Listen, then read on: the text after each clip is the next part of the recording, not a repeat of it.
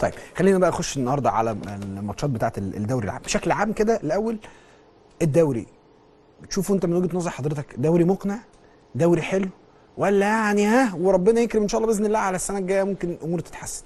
دوري اسوأ ما فيه كتر المدربين وتغييرهم والعاده اللي مش كويسه ان المدرب ينتقل من نادي لنادي لنادي لنادي ويرجع ممكن للنادي تاني والكلام ده. دي اسوأ حاجه رقم 35 مدرب اتغيروا السنه دي اسوأ حاجه في تاريخ مصر من الناحيه التدريبيه للدوري السنه دي. الحاجه الثانيه السيئه للدوري السنه دي ان الثلاث فرق اللي هينزلوا بينزلوا والدنيا عرفت وبانت والدنيا واضحه كلها بدري قوي. الحاجه الثالثه ان نادي زي المصري البورسعيدي بيلعب كل ماتشاته بره بلده وبره ملعبه في اسماعيليه. بيجي لصالحه قد يكون اتعود على اسماعيليه وهو من بورسعيد، لكن في النهايه دي نقطه سلبيه جدا.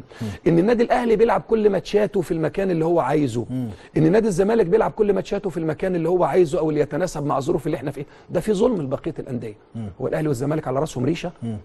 طب لحدود طب لحدود يعني بس دي كلها سلبيات.